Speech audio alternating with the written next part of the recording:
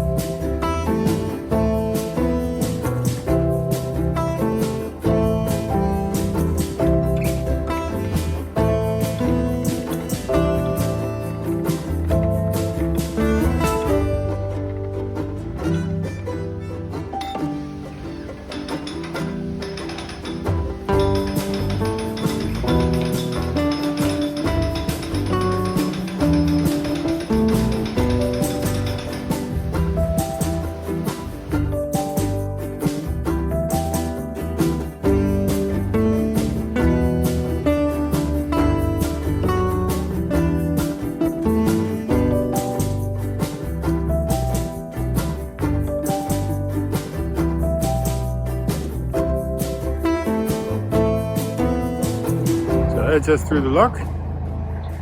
Now just waiting to see whether or not Joe is getting on the boat or if she's going to continue walking her thousands of miles of canal. To lock 2.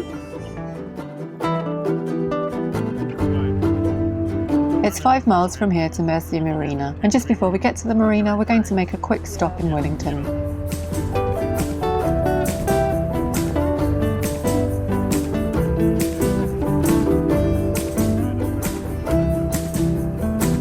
There are some CRT moorings and services in Horninglow Basin, and it would be quite a nice spot if it wasn't for the A38 running in such close proximity.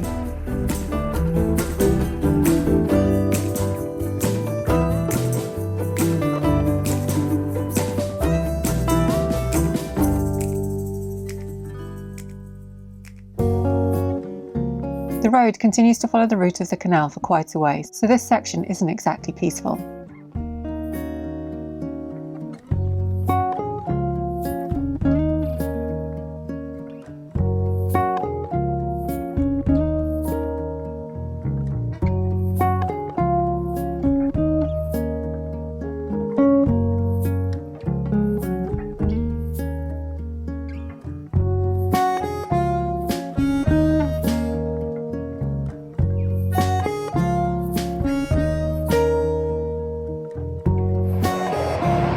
Joe has gone inside due to the biting cold.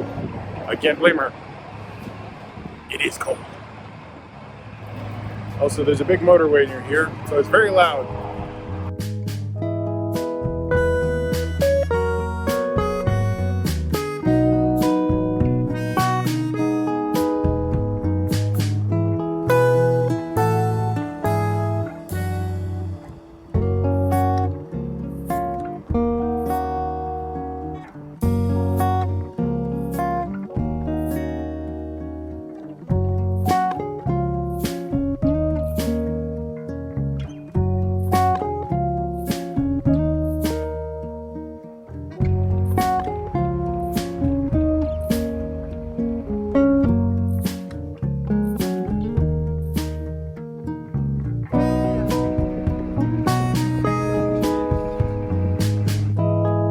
I've warmed up a bit, but feel too guilty leaving Michael outside in the cold, so I bring him out a hot chocolate.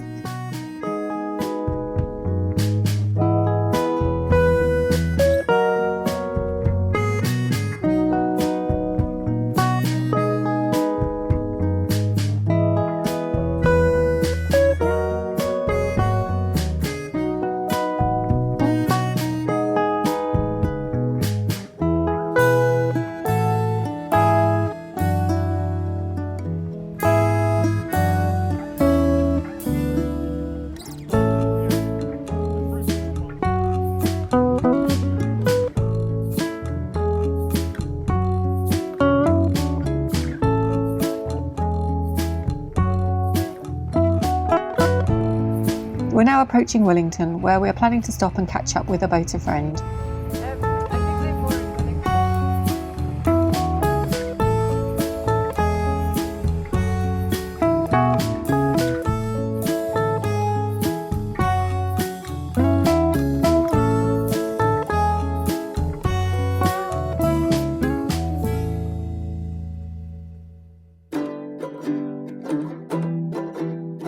After a quick cup of tea and chat while the water tank filled, we set off on the last mile or so to Marina.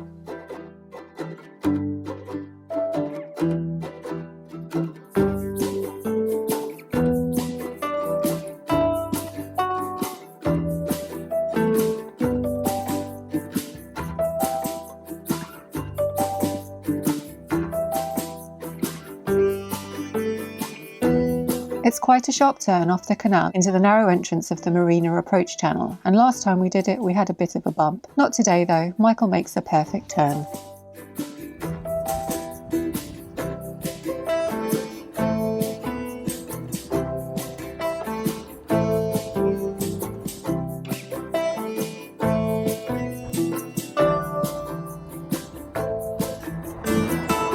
So we pulled into Marina. Well, I should say I pulled into Marina. George and Joe were walking around the towpath. But yeah, that's the diesel point back there. Visitor moorings around that side. And back here is Midland Chandler's, plus plenty of other facilities. So it's a nice place to have decided to chuck it and give up all this cruising thing, and we're just going to move into a mooring here and stay here forever. And yeah, electric power, hookup, hot water, and the ability to not freeze. It's all good. Also, my beard is much whiter than I remember it, although it's entirely possible some of that's mayonnaise. Anyway, Joe's gone off to look for reception and figure out how this whole thing works. The reality is here we need to do 1 day of laundry, top up with diesel, and then keep moving. First, Michael shimmies across to the diesel pump.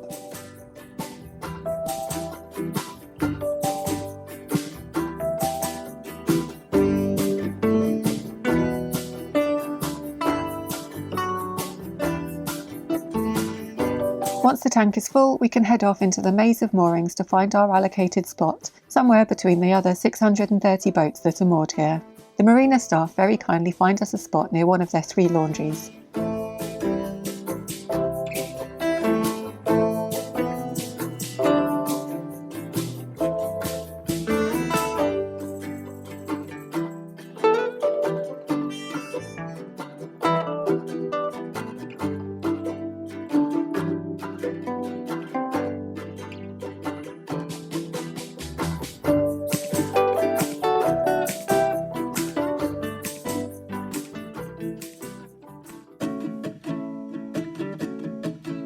Morning.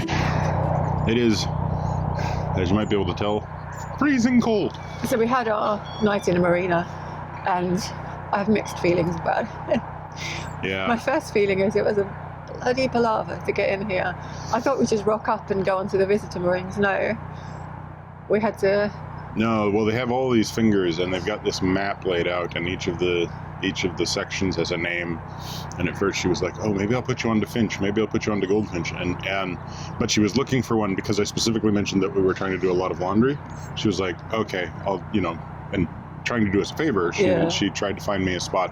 Which this is a good spot for that. Oh yeah, it's once you get off the finger mooring, it's a short walk. But the finger moorings are really slippy. Yeah, and these ones are full. Like this area, there was only one available spot, right and it's right near the end where there's a bunch of boats that are pointing this way. So, but before even that, so we arrive and you can go on there's a shopping mooring for Midland Chandlers, so we just stopped there, and then I had to find the reception in this huge village of retail outlets, and then we wanted to get diesel, so then she phoned up for someone to get diesel, but then Michael had to push across to the other side to get diesel, and then had to push back, and then he had to go in and pay for the diesel and get a sign pay a deposit for the fob to get into the key, and then pay a deposit for a card to get onto the so laundry. It's one card to do the laundry.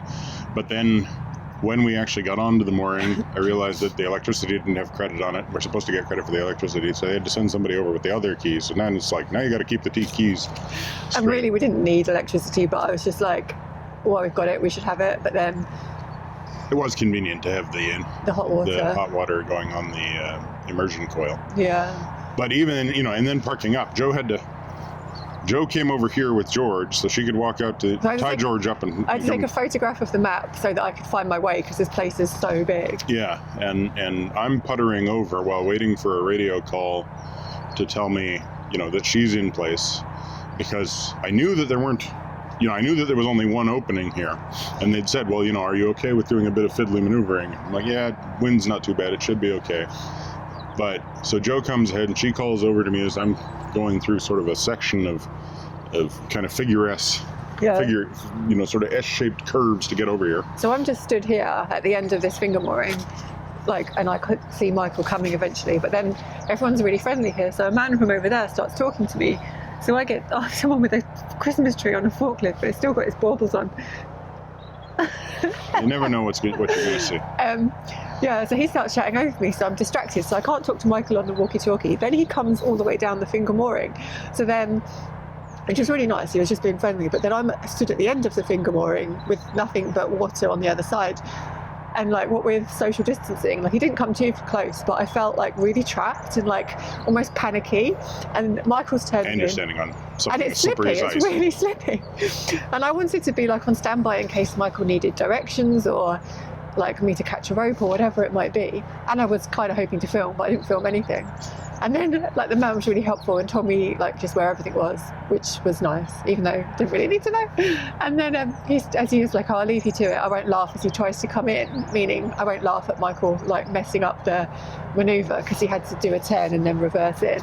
And I wanted to say he won't mess it up, but I didn't, in case Michael did, like In case I did, in fact, mess it up. But then he came in perfectly. Yeah, I just, squeeze over and pull straight back in, and I'm like, yep, didn't even rub the side.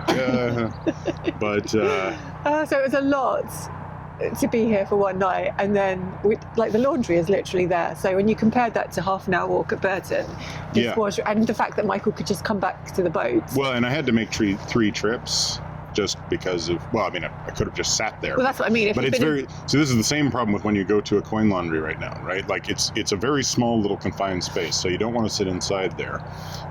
You've got a 40-minute wait. There's nowhere to go. Yeah. And as other people come in, you need to clear out to make room for the limited number of people moving in and out. So it was just, it's like, I could either have done a 30-minute walk and then spent 2 hours hanging out in the cold outside while waiting for the machines to go through their business, or I could make 3 trips here, which was fine. I mean, it was, it's much more convenient, and I was able to take a shower, although... Yeah, I didn't use the showers because apparently they're not very hot, which is really disappointing. Well, they're hot enough for me, but they're definitely not hot enough for you. Well, you did say that it was... It was like, I kept hitting the button hoping to make it a little bit warmer, because for me it was like, it's okay, but I'm a little, there's wind coming, well, not wind, but there's air coming in under the door, so there's a bit of a chill. So it's like, this isn't what Joe will like. This is unfortunate. And I was so cold yesterday. So so we have to leave today, really, because we can't afford to stay, but we can't really justify £13 a night for lukewarm showers. No. And electricity that we can just get for free from the sun, really. Yeah, especially not for more than a night or two.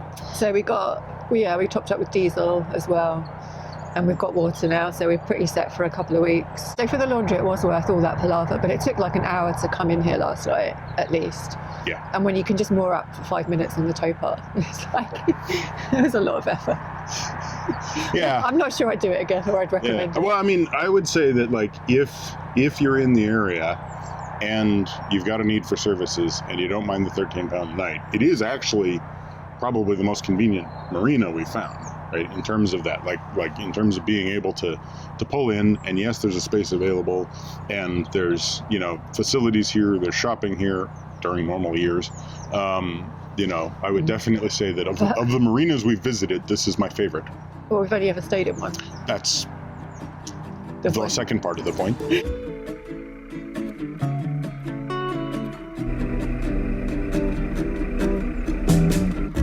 It may be cold, but it's another really beautiful day in Derbyshire. George and I walk back to the canal as Michael navigates the marina maze once more.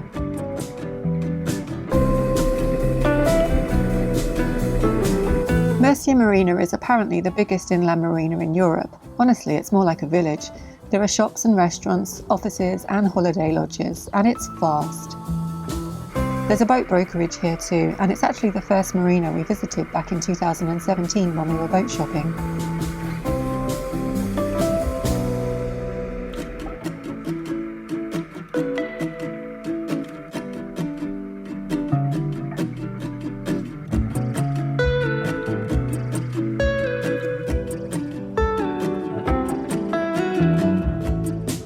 We stop again at the Midland Chandler's mooring briefly to drop into reception to hand back our keys.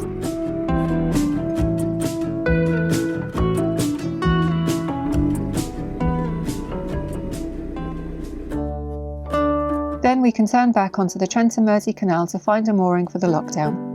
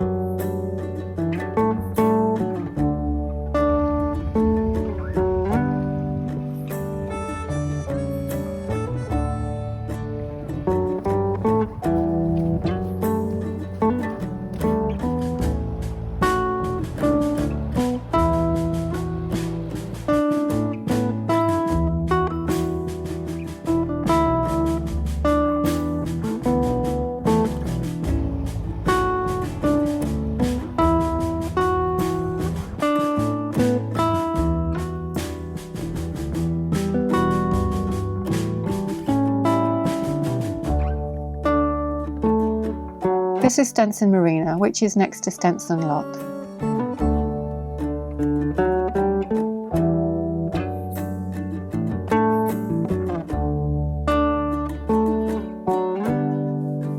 Once we're in the lock, we spot a boat approaching in the distance behind us, so we wait for them to join us.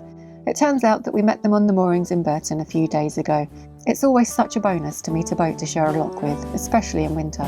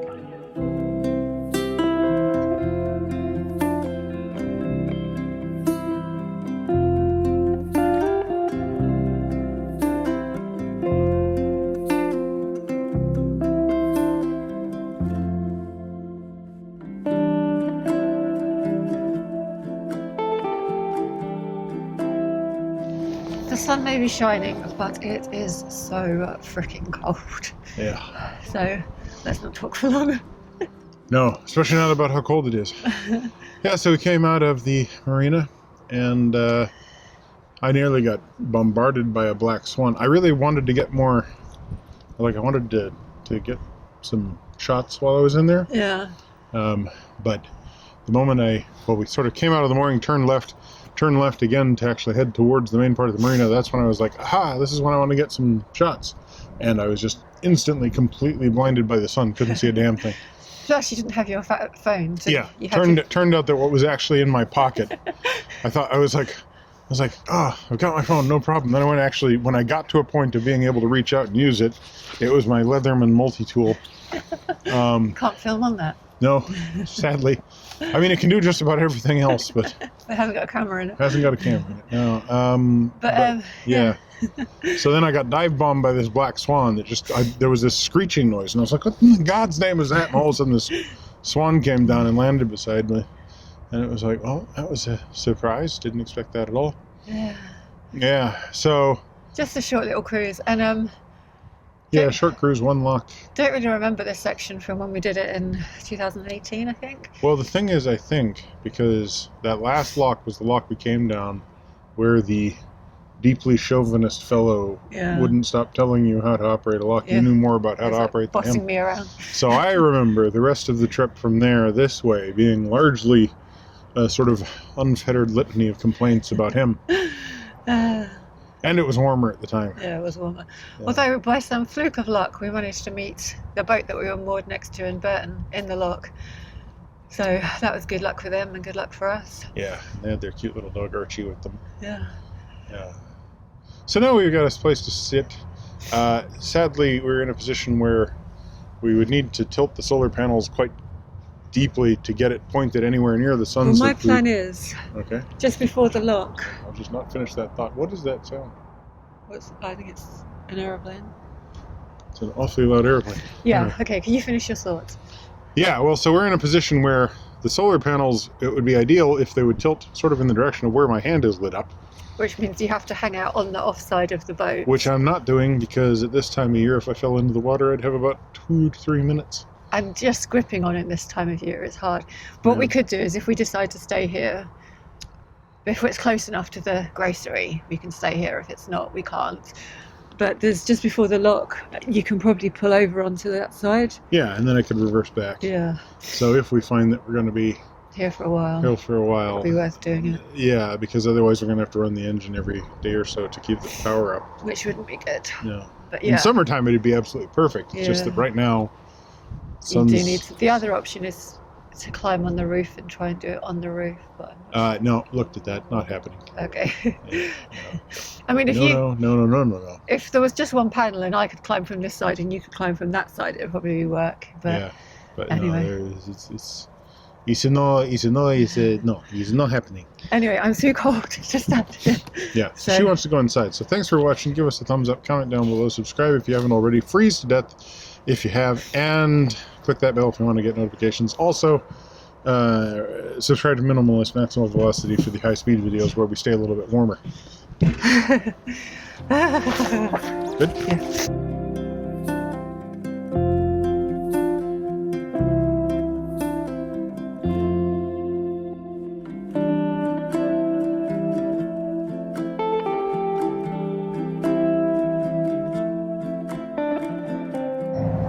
No lights. I mean glasses.